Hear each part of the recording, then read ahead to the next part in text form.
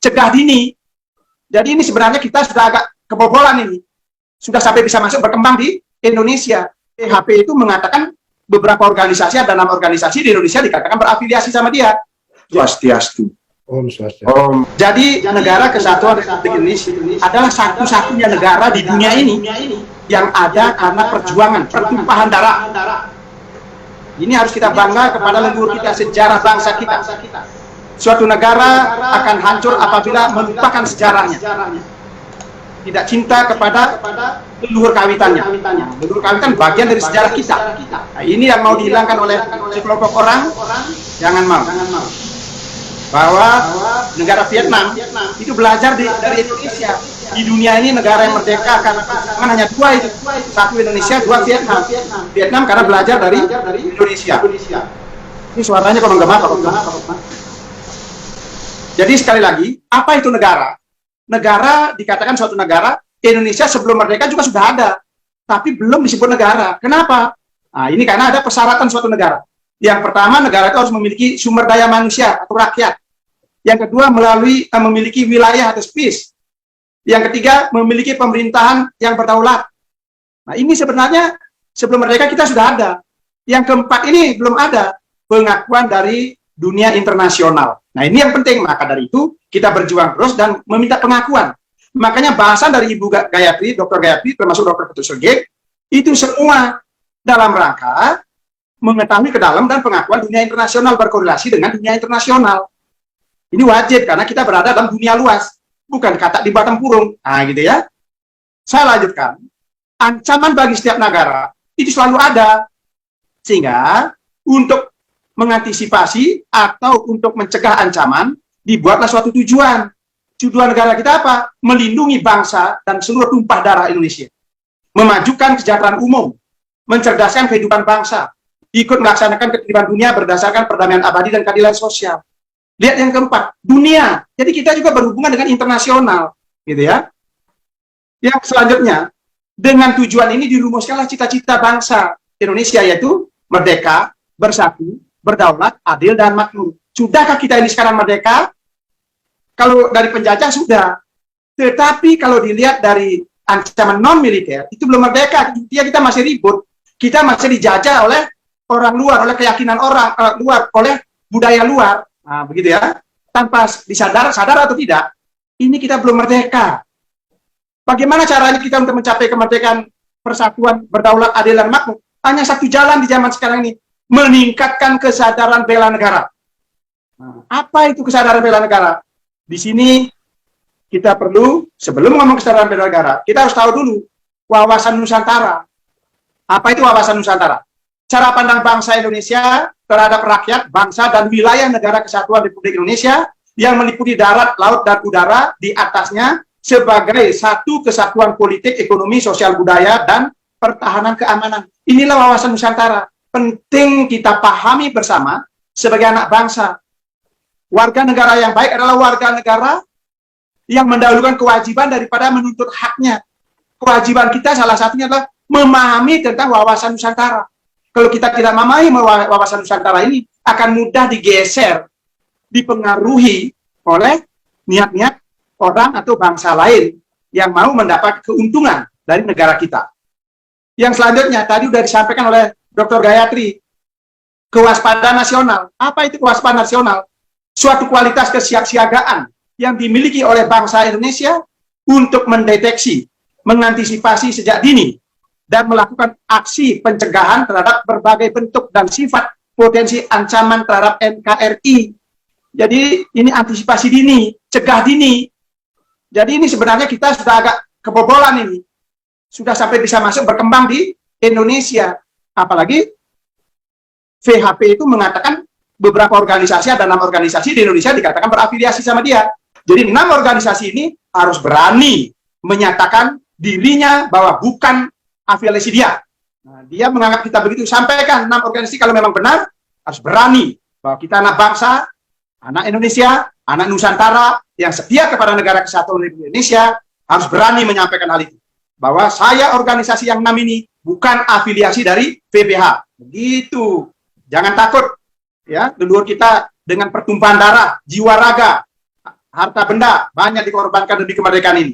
Jangan dia dengan mudahnya mengatakan 6 organisasi, katakan afiliasi dia. Jangan mau. Nah, demikian. Kita lanjutkan para peserta Zoom yang ada di Zoom ini maupun yang mendengarkan lewat FB, ya, bahwa ancaman terhadap negara kesatuan Republik Indonesia adalah sangat kompleks dan multidimensional. Untuk itulah dikelompokkanlah ancaman ini, ada yang nyata dan tidak nyata, ada aktual dan ada potensial. Di mana ancaman ini jenisnya ada 3, ada ancaman militer, ada ancaman hibrida, dan ancaman non-militer. Apa itu ancaman militer? Nah, kalau kita misalnya ada persengketaan negara dengan negara lain, pasti militernya yang bergerak. Itu. Hibrida juga demikian, ada militernya, ada non-militernya. Karena kita tidak ada persengketaan dengan negara lain, sehingga sampai detik ini tidak ada ancaman militer maupun ancaman hibrida kepada negara kesatuan Republik Indonesia. Tetapi bagaimana dengan ancaman non-militer? Ancaman non-militer itu ada 7. Ada ancaman ideologi, politik, ekonomi, sosial budaya, keselamatan umum, teknologi, dan legislasi. Inilah ancaman non-militer. Inilah sudah di depan mata kita, sudah aktual dan potensial. Nah, ini dia ya, ancaman non-militer ada 7. Bagaimana ancaman ideologi? Kita harus tahu, ideologi kita adalah Pancasila. Apa itu Pancasila? Pancasila sebagai dasar negara, way of life, pandangan hidup bangsa, sebagai dasar sumber dari segala sumber hukum, ya, pandangan hidup bangsa, dan seterusnya. Itulah Pancasila. Itu dasar negara. Andaikan dasar negara kita suatu rumah negara itu, kalau dasarnya dibongkar atau diganti, berarti rumah itu roboh, hancur rumah itu. Artinya kalau Pancasila sudah diganti dengan ideologi lain, berarti negara kesatuan Republik Indonesia adalah dihancurkan, gitu namanya. Bagaimana sekarang sebagai umat Hindu mewujudkan bela negara? Nah, ini menumbuhkan rasa cinta kasih kita kepada diri sendiri. I love myself. Kalau kita belum mencintai diri kita sendiri, jangan ngomong bela negara. Jangan ngomong orang lain. Kalau diri Anda juga. Bagaimana wujud mencintai diri sendiri? Kita tidak mau berpikir, berbicara, berbuat yang jelek di tubuh kita. Atau tubuh kita ditampilkan kepada orang lain. Itu artinya baru cinta kepada diri sendiri. Kalau Anda menghina ajaran Hindu, dibilang memakan bangkai, mempersembahkan bangkai, yagnya yang dilakukan oleh leluhur Anda, leluhur kita, sampai sekarang dilakukan oleh orang Bali, dibilang upacara-upacara yang tamasik, rajasik. Ini berarti bagaimana mencintai diri sendiri namanya. Leluhurnya aja udah dihina. Ya? Kalau nggak ikut kelompok itu dibilang belum sadar. Gimana kok mau-maunya terpapar? Ada juga yang tokoh. Saya sedih juga. Mana dia cinta sama dirinya? Dia sama dirinya aja dia nggak kenal, artinya bagaimana dia mencintai dirinya? Ya, coba kenali diri dulu, baru cintai diri. Dia sama dirinya aja nggak kenal, makanya nggak mencintai dirinya, dia menghina dirinya sendiri. Ya. Yang kedua, I love my family. Anda harus mencintai keluarga Anda. Ya, keluarga kita, bapak ibu kita adalah widi sekali, patut sujud dihormati. Kalau Anda ikut aliran itu, Anda dilarang untuk menghormati orang tua dan leluhurnya, apalagi sangga.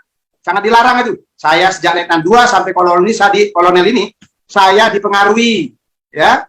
Saya tidak mau. Ada sekarang orangnya jadi sudinya, ada di Bali itu orangnya. Kalau dia ini saya buka, kalau mau dia ayo berhadapan dengan saya buka di media umum. Itu bukti dia mempengaruhi saya agar saya ikut kelompok dia. Saya tetap tahu agama A tidak, gam itu pergi, A itu sesuatu. Sesuatu agama adalah sesuatu yang tidak pergi, alias tetap di tempat, alias langgeng, mulai keto, nggak berubah, gitu. Itu keyakinan nggak perlu diperdebatkan, nggak perlu diperbincangkan. Nggak, bukan di tataran otak kalau keyakinan, tataran hati, keyakinan, jiwa. Begitu. Hanya pagah kita kekal. Itulah agama, itulah saya ingin belajar untuk pagah. Gitu loh, memegang itu. Yang ketiga, I love my religion. Kita cinta kepada desa kita, kecamatan kita, kabupaten kita, provinsi kita. Dengan cara apa? Berkaryalah.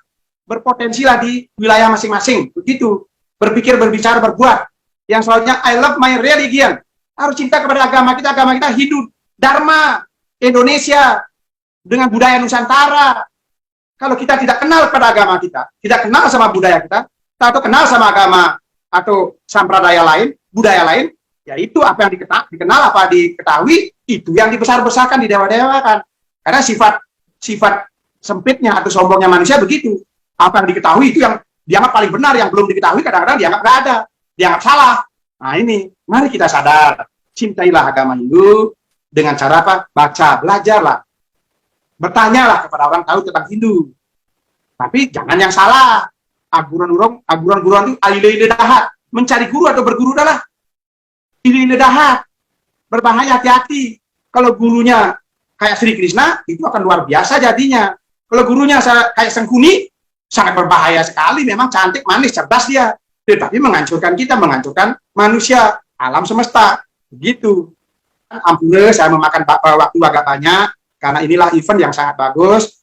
Dumugi para pendengar masih mau mendengarkan. Bagi mereka yang tidak mau mendengarkan, yakinlah dia sudah kena pengaruh buta kala. Karena para buta kala tidak mau mendengarkan kebenaran. Buta kala senang mendengarkan tidak benar. Begitu. Panas telinganya dia, panas hatinya, panas pantatnya. Keluarlah dia, pergilah dia. Begitu. Nah demikian yang saya sampaikan. Sukses mendahat. Rahayu niki saat sinda bantu para santi. Om Santi, Santi, Santi. Om.